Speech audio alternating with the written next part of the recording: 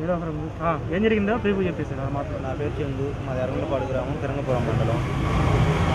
నేను బేదపూడి వాసైన పరసా బాజీ గారు కూతురు ప్రేమించాను. వాళ్ళు ముస్లిమ్స్, మేము ఓసి కాపురం. అయినా సరే మేము మా కులాలతో పని లేదని మేము 3 సంవత్సరాల నుంచి ప్రేమించుకున్నాం. మేము పెళ్లి చేసుకున్నాం మేజర్స్ కాటానా. మేము పెళ్లి చేసుకున్న గుంటూరులో నెహ్రూ నగర్ 4వ లైన్లో మ్యారేజ్ చేసుకుని ఎస్పీ ఆఫీస్ సంప్రదించాం. మేము ఇక్కడ గుంటూరులో ఎస్పీ ఆఫీస్లో సంప్రదించిన తర్వాత ఎస్పీ ఆఫీస్ నుంచి ఒక లెటర్ తీసుకుని ఫిరంగపురం పోలీస్ స్టేషన్కి వెళ్ళాం.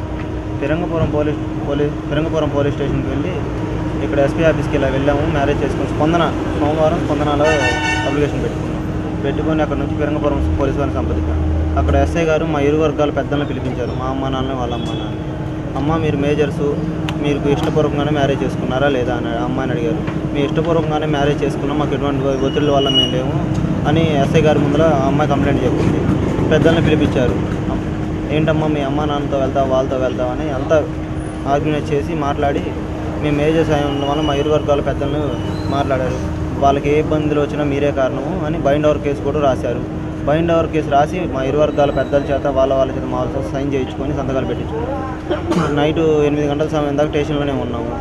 ఉన్న తర్వాత స్టేషన్ ఎస్ఐ గారు ఇంకా వెళ్ళండి అమ్మాయి, ఇబ్బంది ఏం లేదు, మీకు ఏ చిన్న ప్రాబ్లమ్స్ వచ్చినా మాది పూచి అని అన్నారు.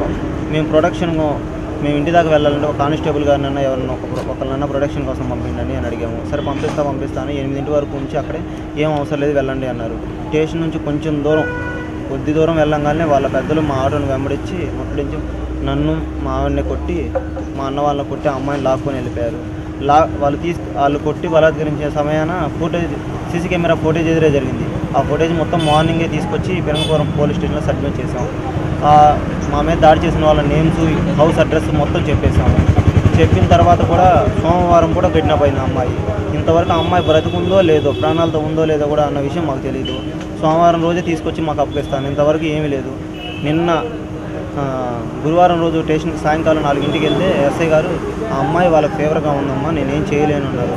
సరే ఫేవర్గా ఉన్నా సరే మా ముందర కాకపోయినా సరే మీ ముందరైనా స్టేషన్కి తీసుకురామనండి, మీ ఎదురెదురు నుంచోండి మా ముంగలు చెప్పండి, అలా అయినా మాకు ఇబ్బంది లేదని అడిగాము.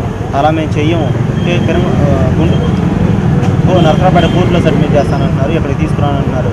అదేంటి సార్ ముందు స్టేషన్ కదా సబ్మిట్ చేయండి, మాదే ఉందమ్మా పై అధికారులు ఉంది, మేమేం చేయలేకపోతున్నాను. ఏం సార్ అంటే మాకు పొలిటికల్ ప్రెజర్ ఎక్కువైపోతుంది, మేమేం చేయాలి. అందువల్ల మాకు ఫిరంగపురం పోలీస్ స్టేషన్లో న్యాయం జరగదు. మళ్ళీ రెండోసారి ఎస్పీ ఆఫీస్కి వచ్చాం. మళ్ళీ బుధవారం రోజు కూడా ఎస్పీ ఆఫీస్కి మళ్ళీ వచ్చేసాం. ఇలా జరిగింది సార్, మాకు న్యాయం జరగలేదని మళ్ళీ పంపించారు. మళ్ళీ ఏం చేసినా సరే మాకు అక్కడ న్యాయం జరగలేదు. అందువల్ల మేము ఇలా హైకోర్టులో పిటిషన్ పెట్టుకుందామని ఇక్కడికి వచ్చాము. మీ మీడియా ద్వారా మాకు న్యాయం జరిగిద్దని నిన్న మీడియాని కలిసాము. మీరు ఇలా చేసిన తర్వాత కూడా వాళ్ళ ఏ బాధ్యత లేదు, వాళ్ళకి మాకు తెలీదు అంటున్నారు. అమ్మాయి మైనదా మేజరే, 19 సంవత్సరాల అమ్మాయికి, నాకు 23. అన్నీ ఆధార్ కార్డు ఇచ్చాం, మార్కులు ఇష్టం, అదంతా ఇచ్చాం, అంతా అయిపోయింది. నువ్వేం పని చేస్తావు? మాకు సొంత పొలం ఉంది, మేము పొలం పని చేస్తాము. ఆ అమ్మాయి నాలానే inter second year, degree first year అవుతుంది, ఎగ్జామ్స్ కూడా ఏం రాయాలి ఆపేసింది.